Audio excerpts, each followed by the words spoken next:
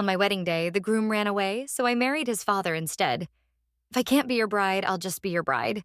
When he returned and saw me still in his house, he thought I was clinging on, refusing to leave. From behind him, he pulled forward an innocent-looking woman, declaring that she was his true love and that I should stop dreaming.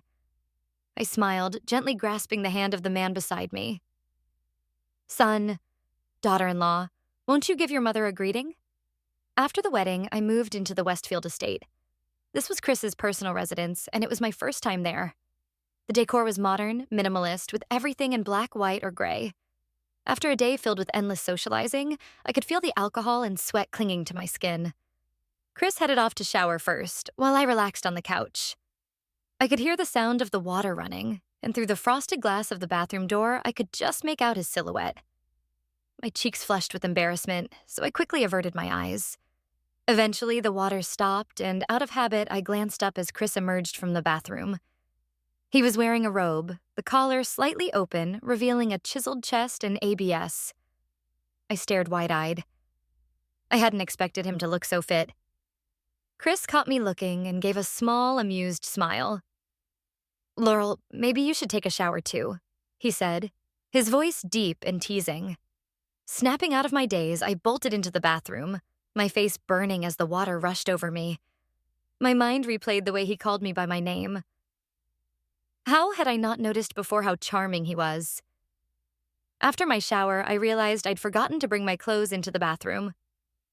Ugh, there was no choice but to crack open the door just a bit and call out, "Chris, I forgot my clothes. Can you grab the bag on the couch and hand it to me?"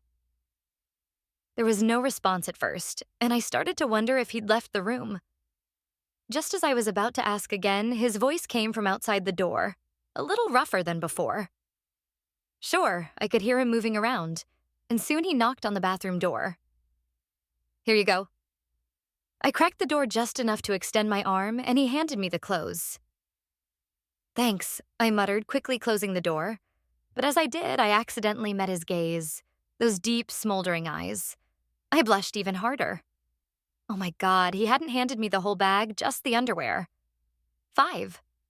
I spent a long time dawdling in the bathroom, but eventually I had to come out. Taking a deep breath, I pushed the door open. Chris was already changed into his pajamas, sitting on the bed reading a document. When he saw me emerge, he calmly closed the folder. There wasn't any teasing in his expression, which helped me relax. I had some business to address anyway. "So what are you planning to do about Enoch?" Chris had anticipated the question. He handed me the folder he'd been reading earlier. "Take a look." I walked over and took the papers. Inside was the whole backstory of Enoch and some girl, the kind of classic love affair you'd expect from a cheesy romance novel. A rich heir and a delicate, innocent girl. Next to the description was a photo of the girl. She really did fit the role of a sweet, innocent little thing. Apparently, they've gone through rounds of dramatic breakups and reconciliations, all without me knowing. Then last night, the girl found out Enoch was getting married. Distraught, she called him, crying. Enoch, ever the compassionate fool, panicked and ran off, leaving his fiancée, that's me, behind to elope with her. Honestly, if I weren't the poor bride left at the altar, I might have congratulated them. But no, unfortunately for me, I was the jilted bride. Seriously, where had these two been for the past few months? From the timeline in the documents, their little roller coaster romance had been going on for 2 months, longer than it took to plan the wedding. If Enoch had hinted at anything during that time, I wouldn't be so furious right now. "Enoch's off on some vacation with his little girlfriend right now," Chris said, noting my simmering anger. "I've sent people to drag him back. If you want, we can pretend this whole wedding didn't happen. We hadn't officially signed the marriage license yet, just held the ceremony. But I didn't regret a thing." I tossed away trash and found myself a treasure. This was luck beyond belief. "No need to cancel anything. We're married and I'm your wife. Tomorrow we'll get the paperwork done." I was serious. Chris looked at me, realizing I meant every word. His tone softened. "All right, 6. You said I could handle Enoch however I liked, right?" I asked, a mist of a smile forming on my lips. "Of course. Perfect. I want you to freeze his credit cards. Let's see how Enoch enjoys his romantic getaway when his access to money is suddenly cut off." Chris could see the wicked glee in my eyes. Not only did he not stop me, but he added fuel to the fire. As of today, I'll seize all of his assets. What do you think of that, Mrs. Westfield? That last phrase caught me off guard, making my face turn red again. I think that sounds wonderful, I replied, the thought of making Enoch's life miserable filling me with satisfaction. The jerk dealt with. It was time to move on to more important matters. Let's get some rest, Chris said. He sounded genuinely tired as he reached over and turned off the light. The room went dark. I lay stiffly in bed too, nervous to move. It was my first night as a married woman, and I wasn't sure what was supposed to happen next. A wedding night? Should I make the first move? Just as I was working up the nerve to do something, Chris's calm voice broke the silence. Go to sleep. I won't touch you until you're ready. Relieved, yet conflicted, I thought about those rumors. Was it really true? Could he really resist a beautiful woman lying right next to him? Maybe he really couldn't. Chris's eyes flew open again. It took me a second to realize I had said that last part out loud, before I could pretend to be asleep. I felt the bed shift as his body leaned closer to mine. His long fingers brushed my waist, his breath warm against my ear.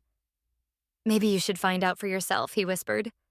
Turns out teasing a man who's been celibate for years has consequences. 7. The next morning, I woke up well past noon. Spot beside me was cold. Chris was already gone.